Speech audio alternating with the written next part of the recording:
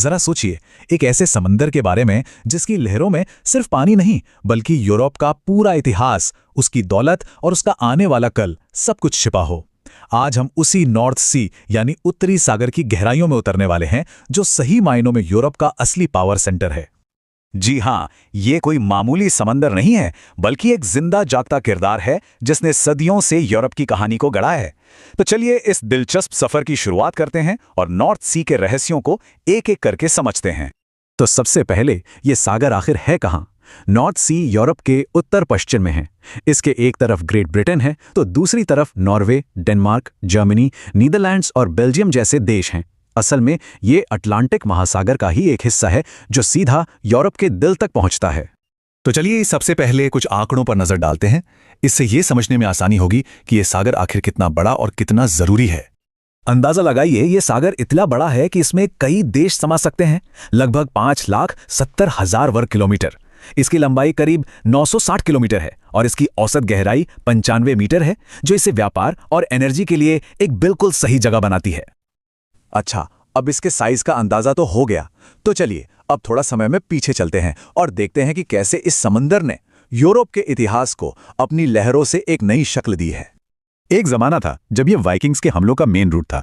फिर मध्य युग में ये हैंसियाटिक लीग, जो कि उत्तरी यूरोप के शहरों का एक बहुत पावरफुल ट्रेडिंग ग्रुप था, उसका गढ़ बन गया। इंडस्ट्रियल रेवोल्यूशन की मशीनें इसी के रास्ते पूरे यूरोप में पहुंची। और हाँ, दोनों वर्ल्ड वॉर्स में यहाँ भयंकर नौसैनिक लड़ाइयां भी हुई। मतलब हर दौर में नॉर्थ सी इतिहास के बिल्कुल सेंटर में रहा है।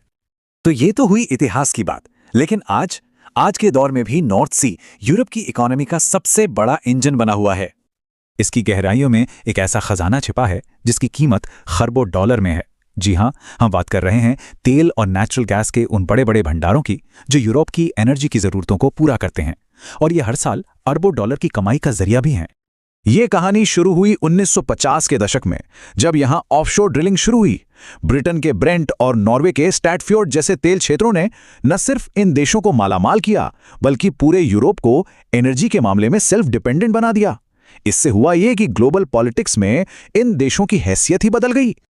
लेकिन नॉर्थ सी का खजाना सिर्फ तेल और गैस तक ही सीमित नहीं है। इसकी लहरों के नीचे एक और दौलत छुपी हुई है। हर साल यहां से लाखों टन मछलियां पकड़ी जाती हैं और इसी वजह से ये दुनिया के सबसे बड़े फिशिंग सेंटर्स में से एक है। यहां का ठंडा और पोषक तत्वों से भरा पानी कॉड और हेरिंग जैसी मछलियों के लिए किसी जन्नत से कम नहीं है।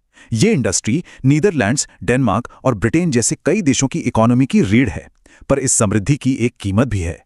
जरूरत से ज्यादा मछली पकड़ने की वजह से आज इन प्रजातियों पर खतरा मंडरा रहा है, जिसके चलते काफी कड़े नियम बनाने पड़े हैं। और हाँ, इसके बंदरगाहों को कैसे भूल सकते हैं भला। रॉटरडैम, लंदन और हैम्बर्ग दुनिया के कुछ सबसे बिजी पोर्ट्स यही हैं, जो हर रोज हजारों जहाजों के जरिए यूरोप को बाकी दुनिया से जोड़ते हैं। लेकिन जैसा कि कहते हैं, हर सिक्के के दो पहलू होते हैं।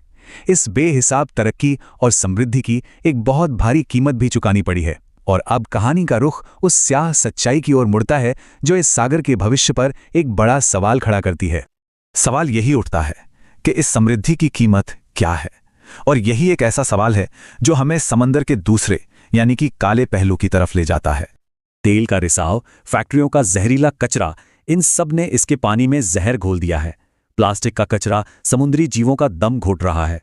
और तो और क्लाइमेट चेंज की वजह से बढ़ता तापमान अनगिनत प्रजातियों के घरों को हमेशा के लिए तबाह कर रहा है।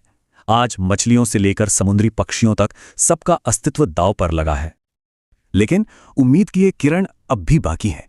नॉर्थ सी प्रोटेक्शन एजेंसी जैसी कई इंटरनेशनल संस्थाएं दिन रात इस अनमोल समुद्री दुनिया को बचाने के लिए काम कर रही हैं। तो अब सवाल यह है कि भविष्य में क्या होगा। नॉर्थ सी के लिए अब एक नया अध्याय लिखा जा रहा है और इस अध्याय का नाम है संतुलन।